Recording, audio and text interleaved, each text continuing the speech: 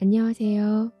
잠잘 때 만나면 마음이 편안해지는 달림 책방입니다. 벌써 한 해를 마무리하는 12월이죠. 저는 12월에 들어서면 한 해가 너무 빨리 지나간 것 같아 아쉬운 마음도 있고 또 나름 즐거운 일들도 있고 그래요. 여러분들은 요즘 어떠세요? 올 겨울 뽀송뽀송한 첫눈이 내리는 날 너무 기분이 좋았고요.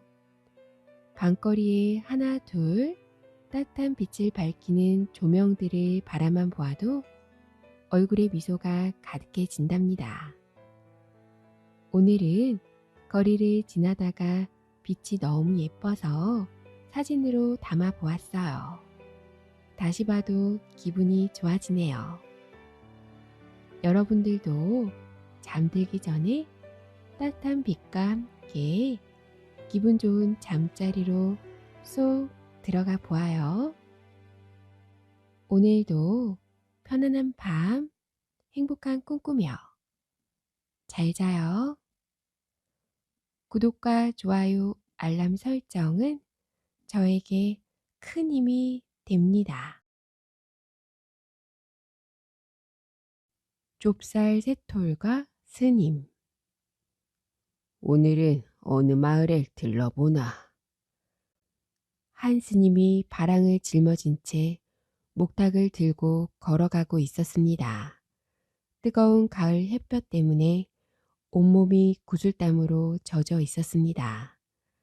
스님은 시주를 받으러 이 마을 저 마을을 돌아다니고 있는 중이었습니다.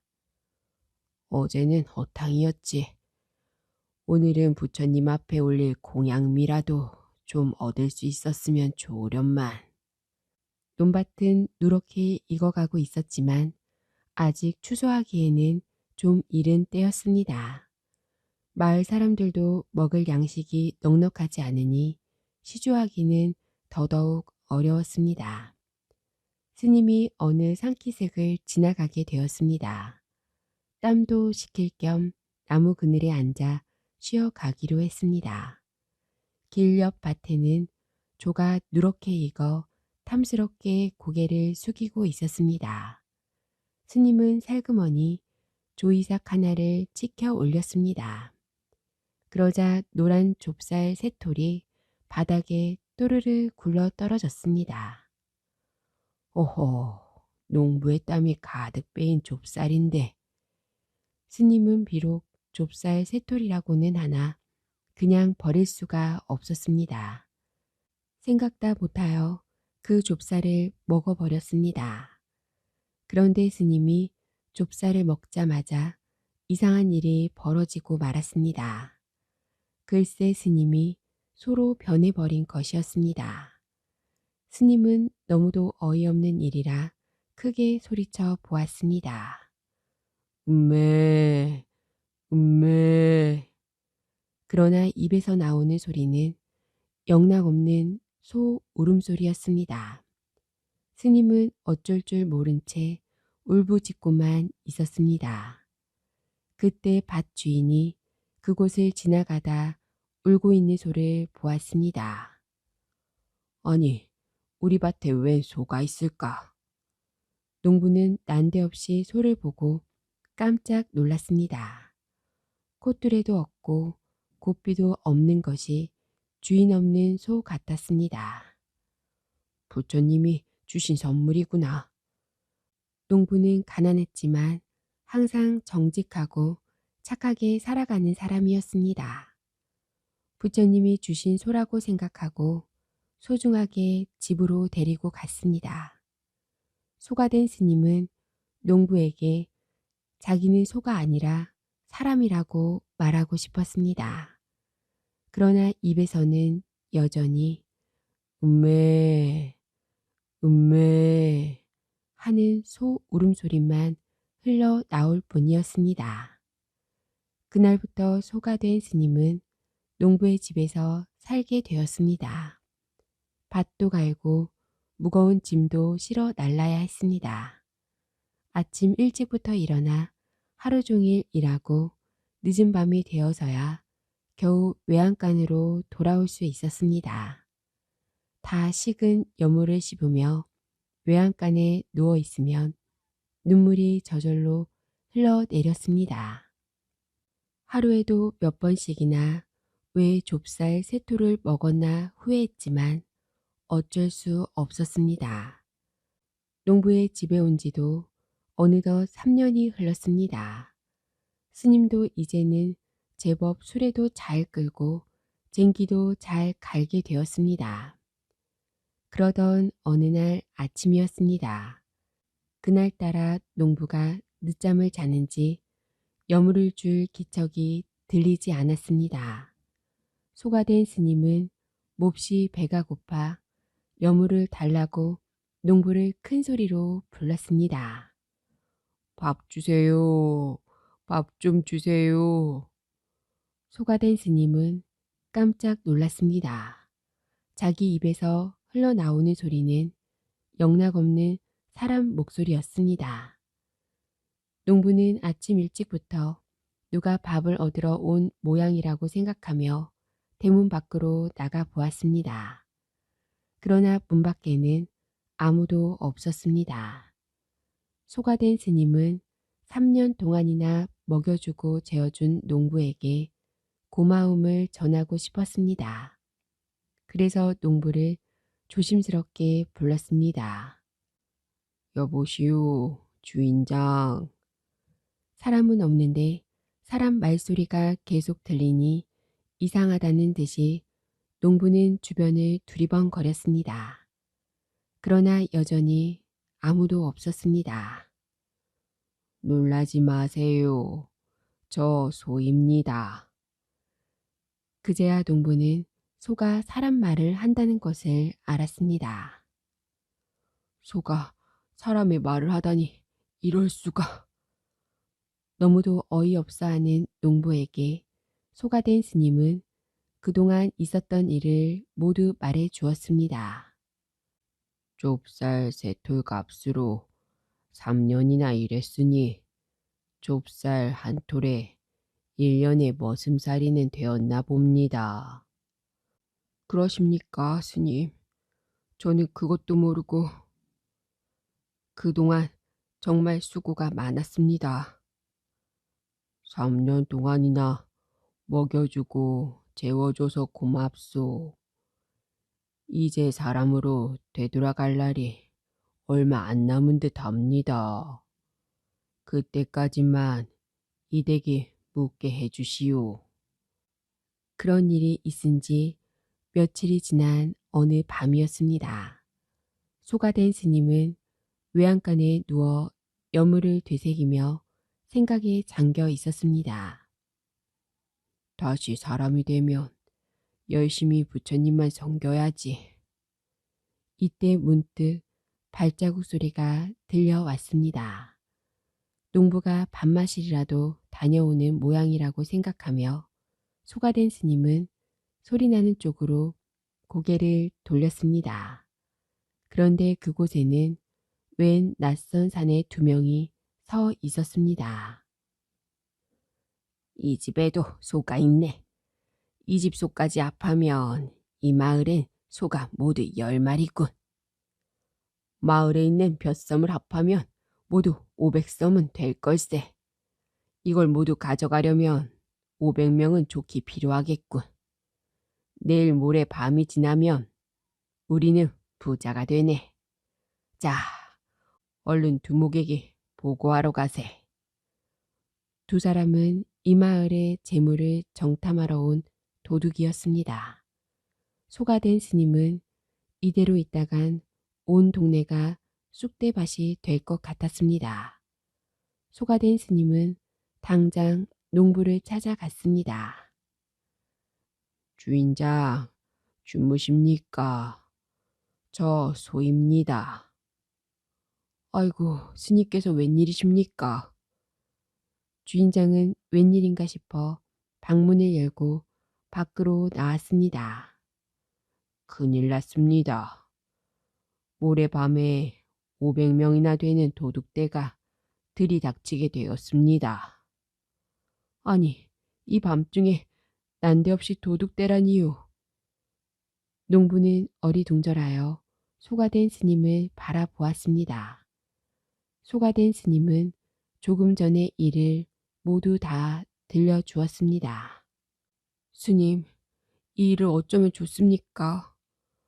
몇십 년을 살아도 도둑 한 번 들지 않던 마을인데 이게 무슨 날벼락입니까? 농부는 겁에 질려 어쩔 줄 몰라 했습니다. 소가된 스님은 잠시 생각에 잠겼다가 입을 열었습니다. 당장 마을 사람들에게 이 일을 알리세요. 그리고 집집마다 떡과 술과 고기를 장만하라고 하세요. 모레 밤이 되면 이것들을 마을 입구에 내다 놓고 잠시 마을을 떠나 있으세요. 그러면 나머지는 제가 알아서 하겠습니다. 다음 날부터 마을 사람들은 도둑들에게 줄 음식을 장만하느라 야단 법석이었습니다. 소가 하는 소리인지라 모두들 신기하게 여겨 잘 날았습니다. 마침내 도둑들이 쳐들어오기로 한 날이 되었습니다. 마을 사람들은 음식들을 마을 입구에 내다 놓은 다음 모두 뒷산으로 도망을 갔습니다. 한밤중이 되자 동구 밖에서 인기척이 들려오기 시작했습니다. 예상대로 도둑떼들이 몰려온 것입니다. 발자국 소리는 마을 입구에 다다르자 뚝 멈추었습니다. 뚝, 뚝, 뚝. 고요한 한밤중에 고동소리가 울려 퍼졌습니다. 뒤를 이어 두목의 목소리가 쩌렁쩌렁 온 마을을 뒤흔들었습니다. 온 동네 사람들은 듣거라. 우리들은 본디 남의 재물을 빼앗아 사는 사람들이다. 순수히 재물을 내어놓으면 살 것이고 그렇지 않으면 모두 무사하지 못할 것이다. 도둑들이 막 마을로 들어가려 할 때였습니다. 마을 입구에 먹을 것이 그득하게 차려져 있는 것을 보았습니다. 도둑들은 깜짝 놀라지 않을 수 없었습니다. 두목은 먼저 부하 몇 명을 마을로 보내고는 음식을 먹기 시작하였습니다. 얼마 후 마을로 들어간 염탐꾼들이 돌아와 마을 안이 텅 비어 있다고 보고했습니다. 도둑은 일이 더 쉽게 되었다며 기뻐하였습니다. 500명의 도둑떼들은 한참 동안을 웃고 떠들며 먹고 마셨습니다. 그때였습니다. 소 한 마리가 어슬렁어슬렁 걸어왔습니다. 바로 소가 된 스님이었습니다. 스님은 도둑떼 앞에 다다르자 큰 소리로 말했습니다. 너희들은 듣거라. 갑자기 벼락 같은 소리가 들려오자 진탕 먹고 있던 도둑들은 깜짝 놀라 입을 다물었습니다. 주위에는 쥐 죽은 듯이 고요했습니다. 두목과 부하들은 어디서 나는 소리인지 둘러보았으나 사람은 없었습니다. 다만 눈앞에는 누런 황소 한 마리가 서 있을 뿐이었습니다. 그렇게 두리번거릴 필요 없다.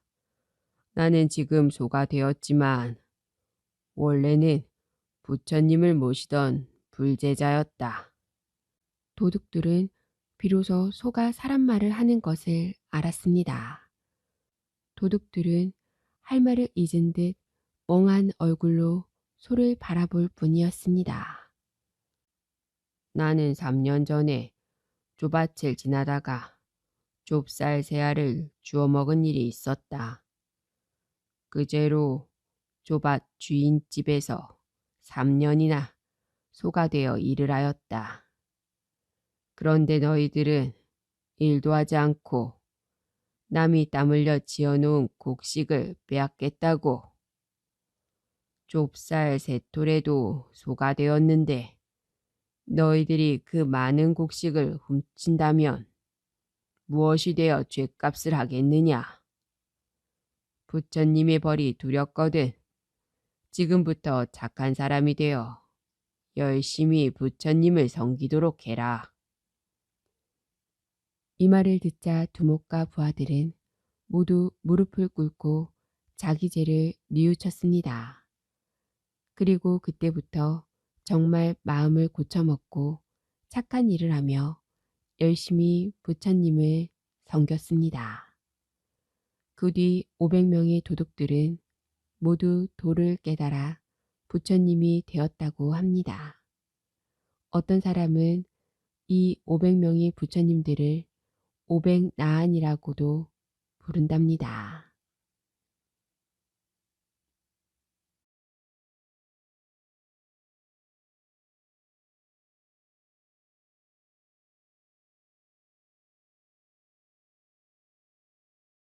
호랑이와 요술 보자기. 옛날 어느 깊은 산골에 젊은이가 혼자서 살고 있었습니다.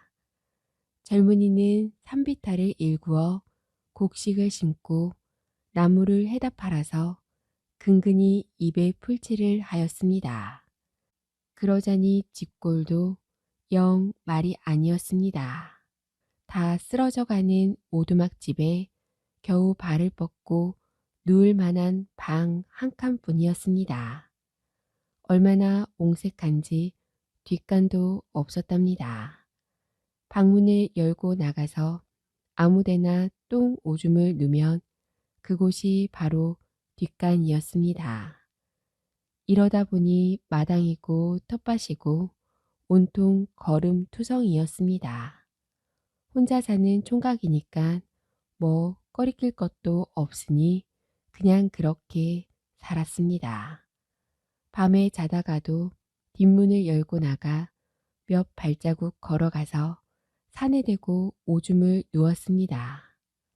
추운 겨울이 되면 몇 발자국 나가는 것도 귀찮아서 뒷문을 열고 방 안에서 선 채로 오줌을 누곤 했답니다. 어느 추운 겨울날이었습니다. 한밤중에 볼일이 급해진 젊은이는 여느 때와 같이 뒷문을 열고 산 쪽을 향해 오줌을 누웠습니다. 마침 이 광경을 산신령님이 보았습니다. 어허, 저런 버릇없는 놈을 봤나.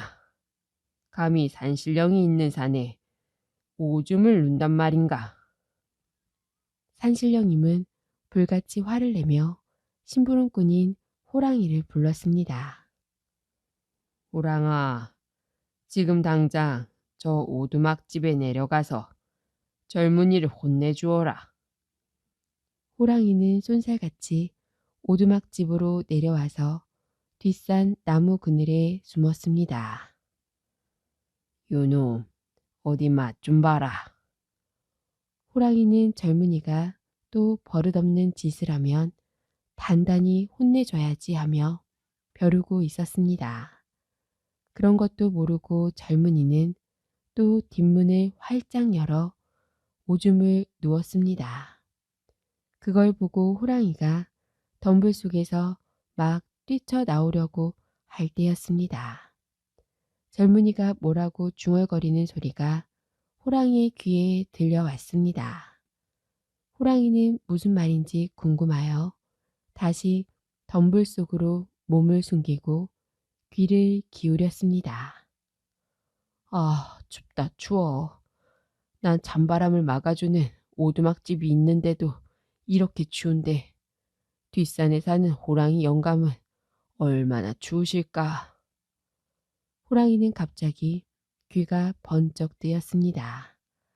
산신령님한테도 이렇게 따뜻한 말은 들어본 적이 없었기 때문입니다. 허허, 보기와는 다르게 인정 많은 젊은이군.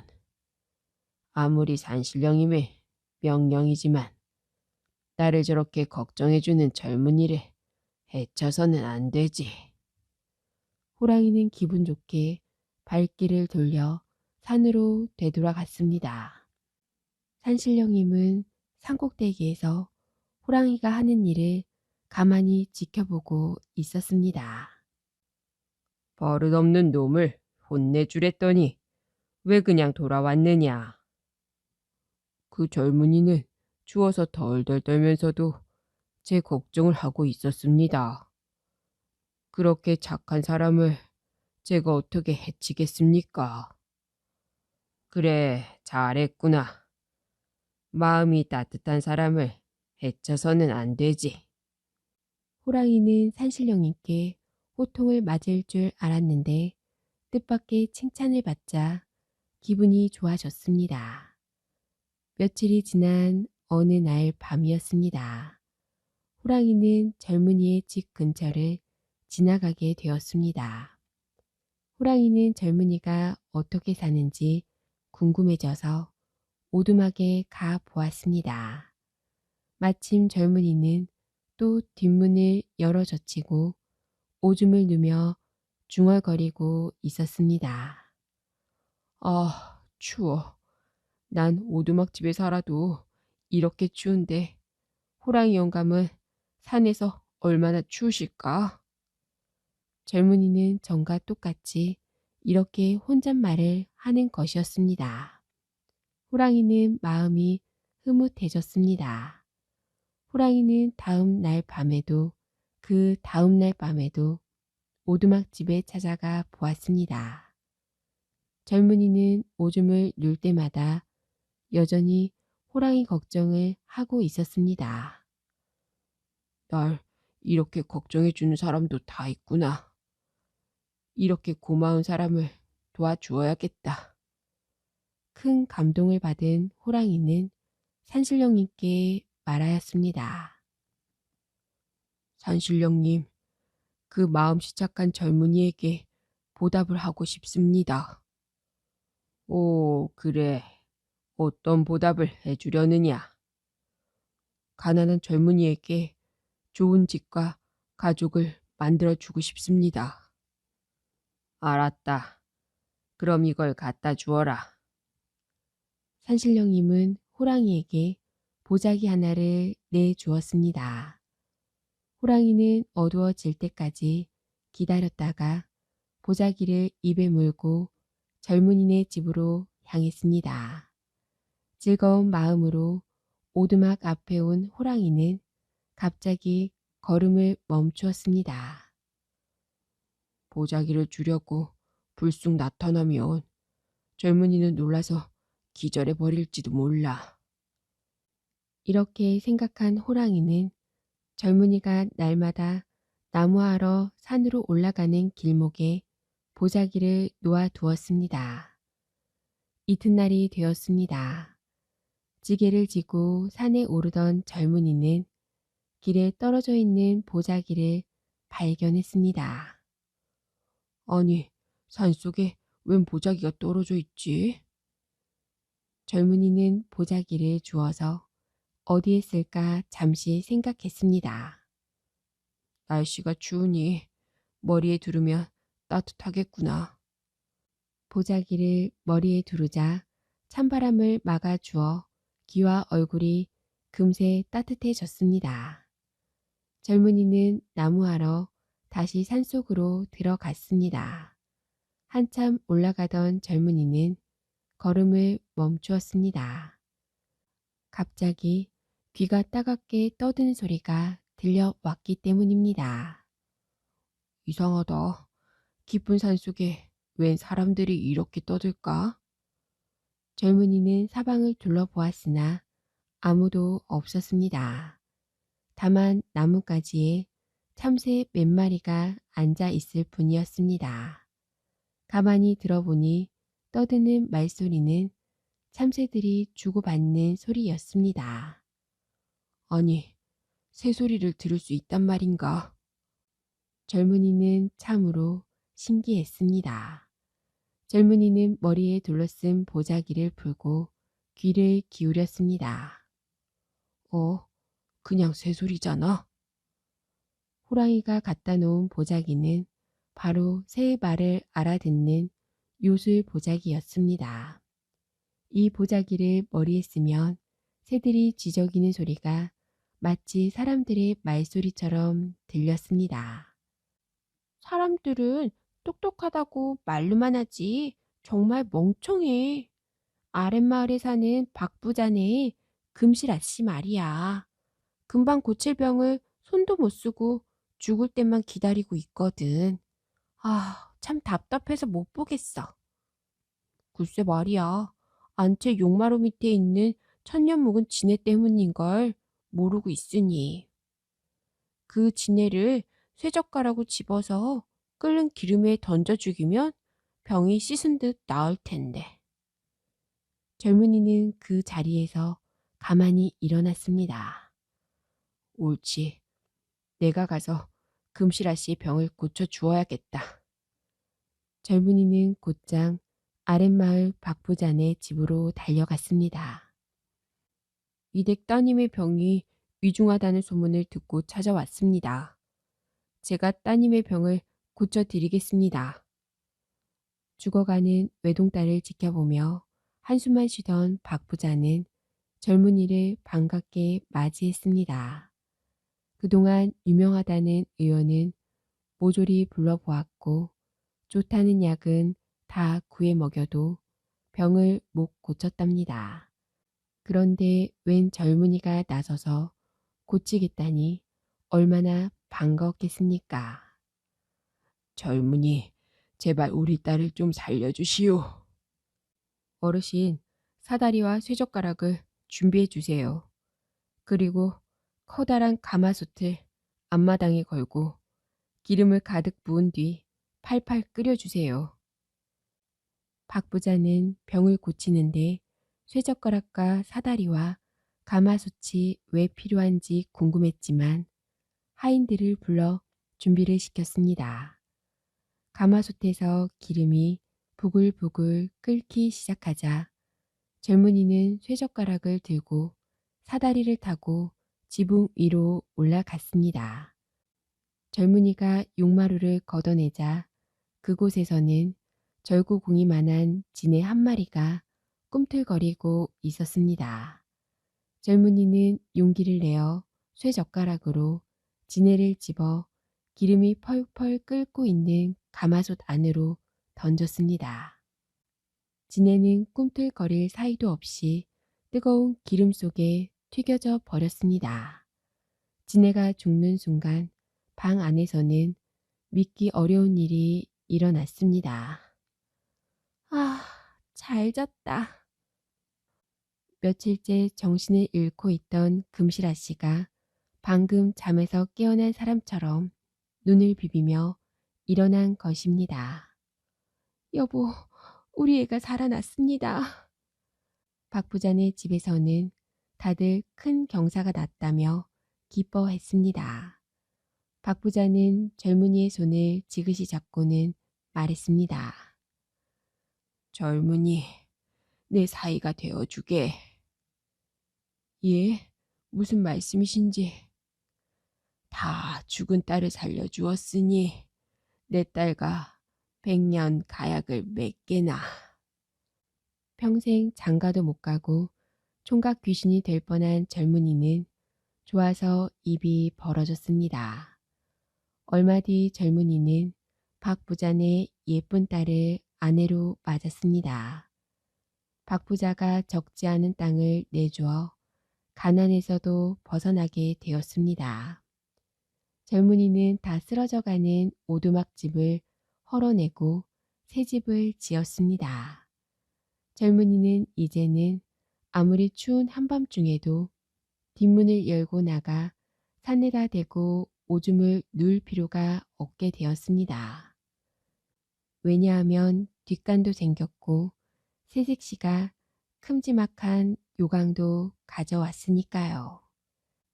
젊은이는 가끔씩 요술 보자기를 둘러쓰고 새들의 재밌는 이야기도 들으며 아내와 함께 행복하게 살았답니다. 양이 가장 무서운 괴물. 옛날 어느 시골에 가난한 선비가 살고 있었습니다. 선비는 과거에 급제하여 벼슬길에 나아가는 것이 소원이었습니다. 아침 일찍부터 밤늦게까지 글 공부를 했지만 과거를 보기만 하면 낙방하곤 했습니다. 선비는 이러다가 벼슬길에 한번 나가보지도 못하고 늙는 것이 아닌가 두려웠습니다. 남편을 뒷바라지하며 고생하는 아내를 생각할 때마다 가슴이 아팠습니다. 그러던 어느 날이었습니다. 선비는 관아 앞을 지나가다 방을 보게 되었습니다. 평양 감사를 하고 싶은 사람은 지금 빨리 관아에 고하도록 하라. 평양 감사는 감사 벼슬 중에도 으뜸으로 모든 벼슬아치의 소망이었습니다.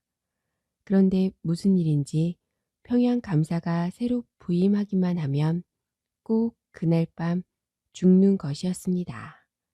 아니면 부인이 온데간데 없이 사라져 버렸습니다. 계속 이런 일이 벌어지다 보니 이제 누구도 평양 감사를 하려 하지 않았습니다.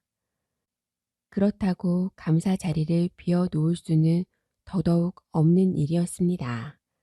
그래서 나라에서는 하는 수 없이 전국에 방을 붙여 평양 감사를 구한 것이랍니다. 선비도 평양 감사로 가면 첫날 밤에 변을 당한다는 사실을 잘 알고 있었습니다.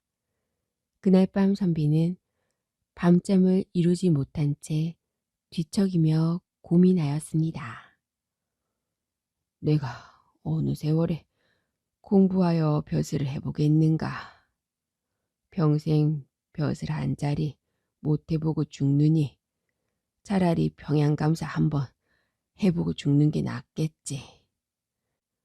선비는 다음날 관아로 가서 평양감사가 되고 싶다고 말했습니다. 선비는 남달리 몸집도 좋았고 담력도 강했기 때문에 한번 모험해 보기로 한 것입니다. 드디어 선비는 부인과 함께 평양으로 갔습니다. 관아에 도착하니 이방과 호방이 이번 감사는 누군가 보려는지 재빨리 달려 나왔습니다. 어서 오세요. 감사 나으리. 무척 기다리고 있었습니다. 하지만 이방과 호방은 인사만 하고는 어디로 갔는지 얼굴조차 볼 수 없었습니다. 내일 아침이면 죽어나갈 감사에게 잘 보일 필요가 없다고 생각했던 것이랍니다. 선비는 평양 관아에서 첫날 밤을 보내게 되었습니다. 가서 양초를 있는 대로 사오너라. 선비는 양초에 불을 붙여 동원 주변을 대낮처럼 환하게 밝혀 놓았습니다. 그리고는 병사들을 시켜 아무도 들어오지 못하게 물샐 틈 없이 지키게 했습니다. 선비는 부인을 동원 옆방에서 자도록 했습니다. 방 안에는 9겹의 병풍을 둘러쳐 놓고 그 속에 이부자리를 깔았습니다. 부인, 걱정 마시고 푹 자도록 하시오. 내 부인의 옷깃에 명주실 한 타래를 달아놓았소. 부인에게 무슨 일이 생겨도 꼭 구해줄 테니 걱정하지 마시오. 선비는 부인을 안심시키고는 칼을 찬 채 동원 마루 위에 위풍당당하게 앉아 있었습니다. 이윽고 자정 무렵이 되었습니다.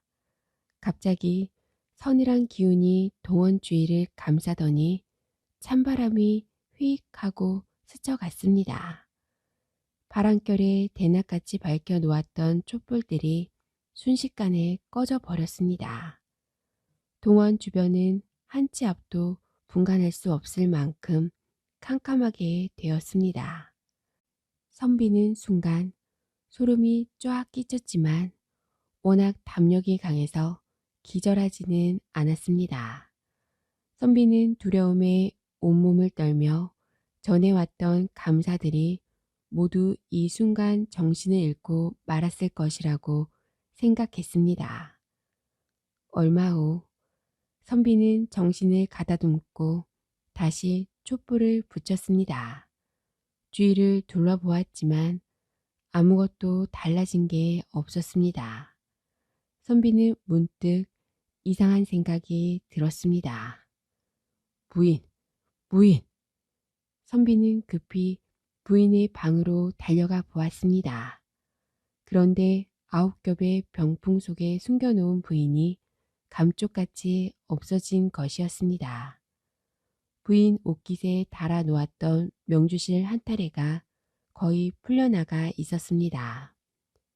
날이 밝자 선비는 병사들을 거느리고 명주실을 따라갔습니다.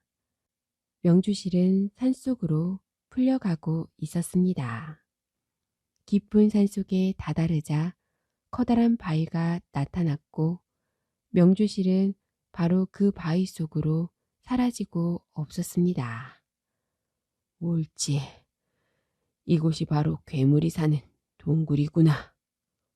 선비는 동굴로 들어가려 했으나 바위를 치울 수가 없었습니다. 도끼로 쳐보기도 하고 망치로 때려보기도 했지만 바위는 꿈쩍도 하지 않았습니다. 선비는 하는 수 없이 그 자리를 지키고 있었습니다. 며칠이 지났습니다. 하늘 높이 보름달이 밝게 빛나고 있었습니다. 그때였습니다. 바위가 두 쪽으로 갈라지면서 스르르 문이 열리는 것이었습니다. 알고 보니 그 바위는 한 달에 한 번 보름달이 뜨면 열리는 바위였습니다. 선비는 산에 가서 칡을 걷어다가 동아줄을 꼬았습니다. 칡을 산더미만큼 걷어다가 수백 발이나 되는 동아줄을 꼬아 늘어뜨리자 동아줄 끝이 바닥에 닿았습니다. 그 다음에는 버드나무 가지를 꺾어다가 큼지막한 광주리를 만들었습니다.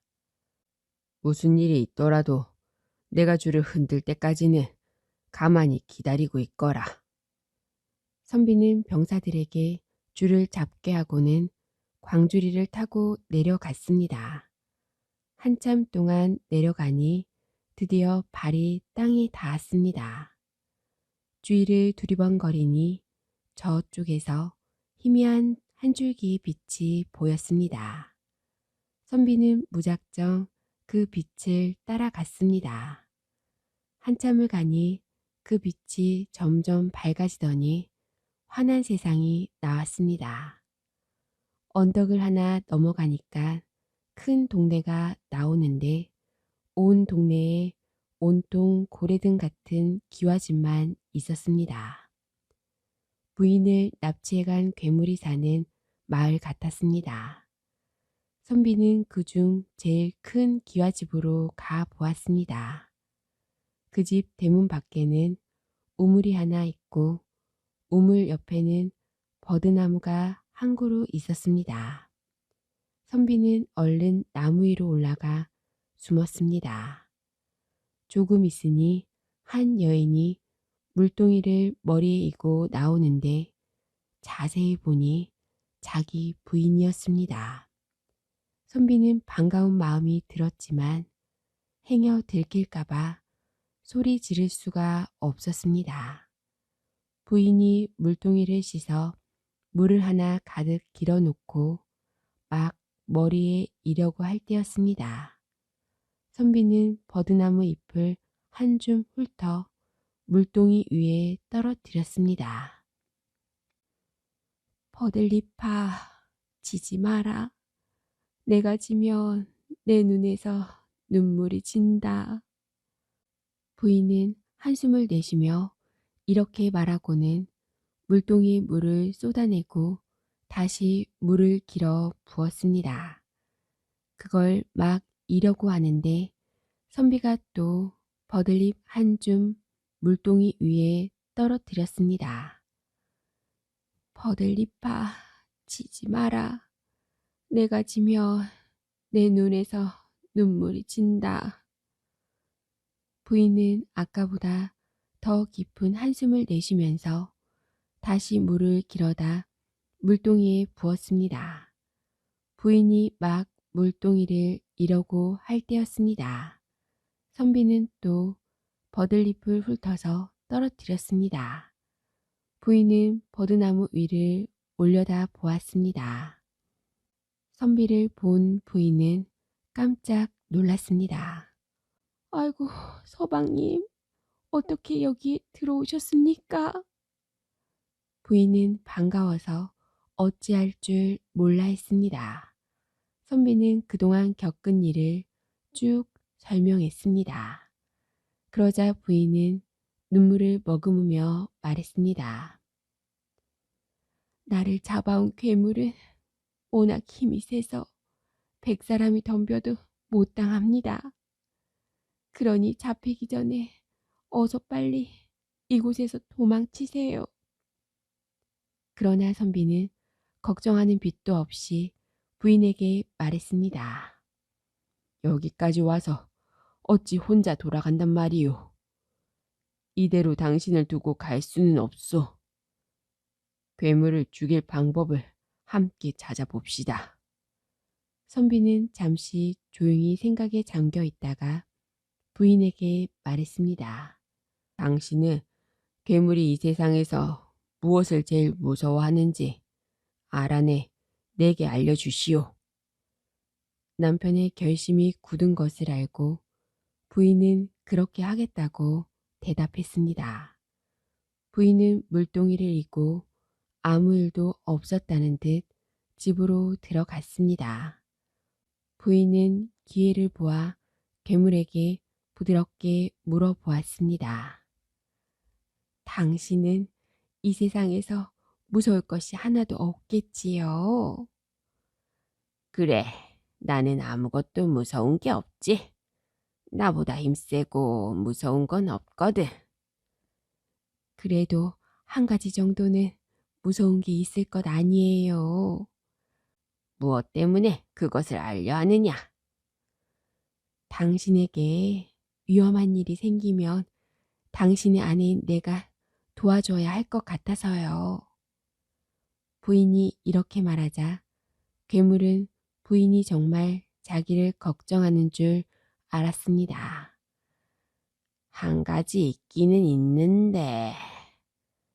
괴물이 얼버무리듯 말하자 부인이 조르듯 물었습니다. 그것이 무엇인지요? 어서 말해보세요. 나는 이 세상에서 무서운 것이 딱 한 가지밖에 없는데 그게 바로 양이야. 부인은 고개를 갸우뚱했습니다. 예, 양이 제일 무섭다니요. 양의 가죽이 내 몸에 닿기만 하면 몸이 썩어 죽게 되거든. 그래서 양 가죽은 피해 다니지. 부인은 괴물이 모르게 살짝 미소를 지었습니다. 다음날 부인은 물을 기르러 가는 척하면서 물동이를 이고 우물가로 나왔습니다. 그리고 버드나무 속에 숨어있는 남편에게 이 사실을 알려주었습니다. 선비는 어떻게 하면 양가죽을 구할 수 있을까 곰곰이 생각했습니다. 그러다 허리에 차고 있던 칼집이 생각났습니다. 그것은 양가죽으로 만든 칼집이었답니다. 선비는 칼집을 풀어 부인에게 주었습니다. 이 칼집을 괴물의 몸에 대어 보시오. 그날 밤 괴물이 깊이 잠들자 부인은 칼집을 괴물의 몸에 갖다 댔습니다. 그러자 괴물은 부들부들 떨다가 순식간에 죽고 말았습니다. 다음 보름달이 뜨자 선비는 처음 동아줄을 타고 내려온 곳으로 갔습니다. 그곳에는 아직도 동아줄이 늘어져 있었습니다. 조금 있으니 바위 문이 스르르 열렸습니다. 선비는 부인과 함께 광줄에 타고서는 줄을 흔들었습니다. 줄이 흔들리자 밖에 있던 병사들이 재빨리 광주리를 끌어 당겼습니다. 선비는 부인을 구해 무사히 밖으로 나올 수 있었습니다. 그 후 선비는 평양 감사를 하며 부인과 함께 오랫도록 행복하게 살았다고 합니다. 쥐를 다스리게 된 고양이. 옛날 아주 오랜 옛날이었습니다. 어느 산골 마을에 시어머니와 며느리가 오순도순 사이좋게 살고 있었습니다. 워낙 깊은 산골이라서 이웃도 없었습니다. 심심했던 시어머니와 며느리는 고양이와 쥐를 한 마리씩 길렀습니다. 고양이와 쥐도 주인을 닮아서인지 역시 사이가 좋았습니다. 마음씨 좋은 며느리는 고양이와 쥐를 무척 귀여워했습니다. 고양이와 쥐도 은혜를 갚으려는지 집안일을 곧잘 거들곤 했습니다. 고양이는 아침 일찍 일어나 방 청소를 하고 마당도 쓸었습니다. 닭 모이도 주고 산에 가서 뗄나무를 하기도 했습니다. 쥐도 일찍 일어나 물을 길어다가 쌀을 씻어 아침밥을 지었습니다. 냇가에 나가서 빨래를 하기도 했답니다. 둘 다 일을 부지런히 해서 며느리는 더욱더 고양이와 쥐를 귀여워했답니다. 시아버지 제삿날이 가까워오던 어느 날이었습니다. 며느리는 이것저것 제사 준비에 무척 바빴습니다. 시장도 봐야 하는데 그러자면 하루 종일 아무 일도 할 수가 없었답니다. 며느리는 고양이와 쥐를 불러 대신 심부름을 시켰습니다. 얘들아, 장에 좀 다녀오너라. 어물전에 들려서 말린 명태 한 두릅 사고 싸전에 가서 쌀 한 마를 사가지고 오너라. 한눈 팔지 말고 곧장 집으로 와야 한다. 알겠니? 고양이와 쥐는 신이 나서 장으로 떠났습니다.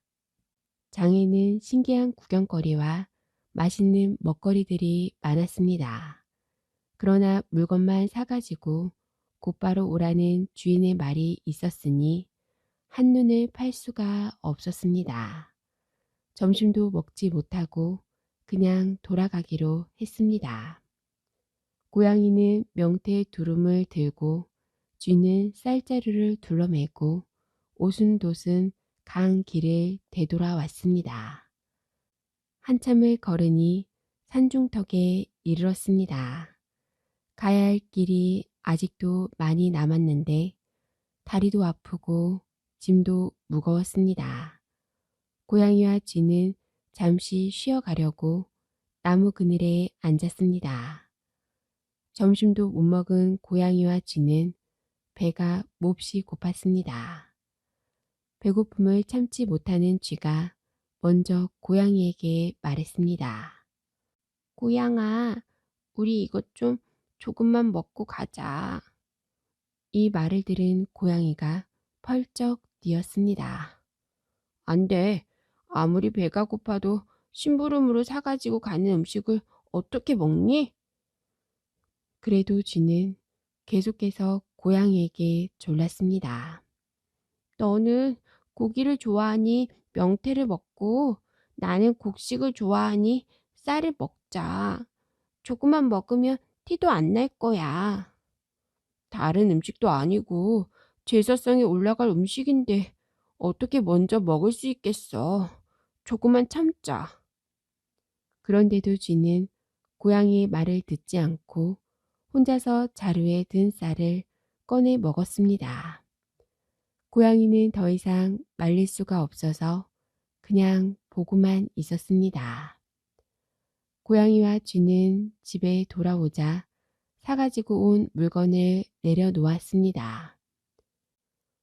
고양이는 명태의 두릅을 손도 안 대고 고스란히 내놓으면서 아무 말이 없었습니다. 그러나 쥐가 내려놓은 쌀자루는 납작하게 줄어 있었습니다. 그러면서도 쥐는 무거운 것을 들고 오느라 힘이 들었다고 한껏 생색을 냈답니다. 주인집 며느리는 쥐가 쌀을 먹은 것도 모르고 수고했다며 칭찬해 주었습니다. 훔쳐 먹은 일에 한번 맛을 들인 쥐는 그 다음부터 집안의 곡식들을 제멋대로 훔쳐 먹기 시작하였습니다. 곳간에 쌓아둔 쌀이며 보리도 야금야금 훔쳐 먹었답니다. 심지어는 시어머니가 쪄먹으라고 부엌에 놓은 고구마와 감자도 슬쩍 훔쳐 먹었습니다. 주인은 눈치를 못 챘지만 고양이는 쥐가 하는 일을 다 알고 있었습니다. 그래서 하루는 쥐를 불러놓고 기분 좋은 말로 타일렀습니다. 주인이 우리를 얼마나 예뻐하는지 너도 잘 알 거야. 먹을 것도 부족하지 않게 주고 푹신한 잠자리도 주잖아. 그런데도 너는 뭐가 모자라서 자꾸 곡식을 훔쳐 먹니? 주인이 알면 얼마나 슬퍼하겠어. 다시는 그런 짓 하지 마라. 고양이의 말에 쥐는 들은 채도 하지 않고 콧방귀만 뀌었습니다. 주인에게 얻어먹은 곡식보다 훔쳐먹은 곡식이 더 맛있는 걸 뭐? 넌 내가 하는 일에 참견하지 마. 이렇게 말하며 되레 고양이를 나무랐습니다. 그 후로 쥐는 계속 곡식을 훔쳐 먹었습니다. 꼬리가 길면 밟힌다고 하지요. 그런 일이 오래되니 시어머니가 이상하게 여기기 시작하였습니다. 곳간에 그득하던 곡식이 쑥쑥 줄어드니 그럴 수밖에 없었습니다. 쥐가 제 친구들까지 불러다 진탕으로 훔쳐 먹었답니다. 시어머니는 며느리가 곡식을 훔쳐내는 줄 알았습니다. 며느리를 불러 호되게 나무랐습니다. 요즘 곳간의 곡식이 자꾸 줄어드는데 너는 어떻게 생각하느냐? 혹시 내가 곡식을 버내는 것이 아니냐? 며느리는 자기가 한 짓이 아니라고 말씀드렸지만 시어머니는 믿지 않는 눈치였습니다. 그런 일이 있은 뒤에도 곳간의 곡식은 계속 줄어들었습니다. 걱정이 된 며느리가 하루는 고양이를 불러다가 조용히 물었습니다. 고양아, 요즘은 곳간의 곡식이 자꾸 줄어들어. 걱정이야. 혹시 너는 왜 그런지 까닭을 아니?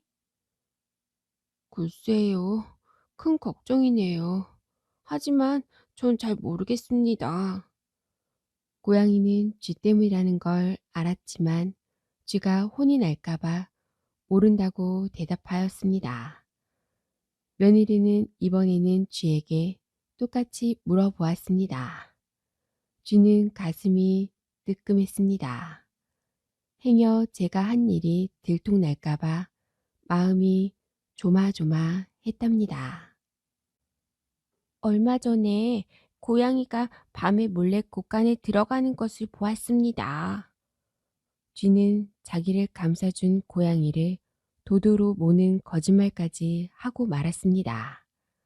며느리는 쥐 말만 듣고 고양이를 불러다가 크게 나무랐습니다.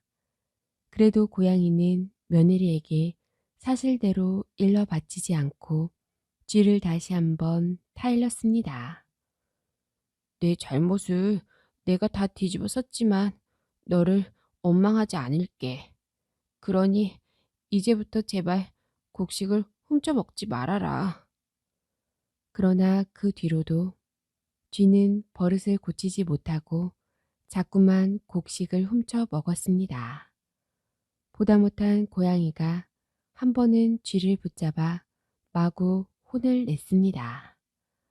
고양이한테 흠칫 얻어맞은 쥐는 분하고 화가 나서 참을 수가 없었습니다.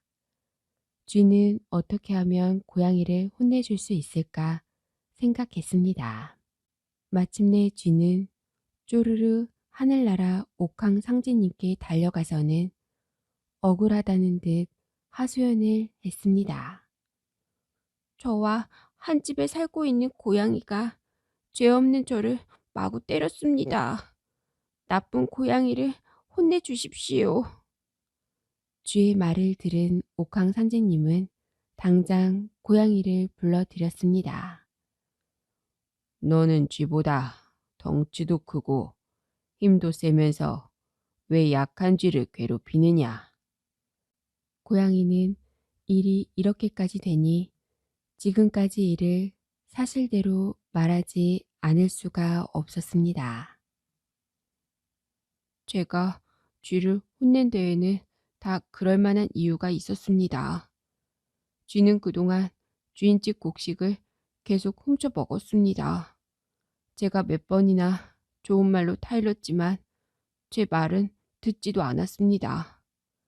그리고 나중에는 저를 도둑으로 몰기까지 했습니다.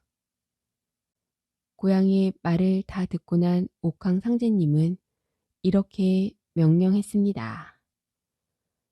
이제부터 고양이는 쥐가 잘못을 뉘우칠 때까지 날카로운 발톱으로 쥐를 다스리도록 하여라. 그리고 쥐는 잘못을 뉘우칠 때까지 환한 세상에 나오지 말고 어두운 곳에 살도록 하여라. 그때부터 고양이는 쥐가 곡식을 훔쳐 먹을 때마다 날카로운 발톱으로 쥐를 혼내주게 되었답니다. 그리고 쥐는 환한 세상에 나오지 못하고 어두컴컴한 곳에서 지내게 되었답니다.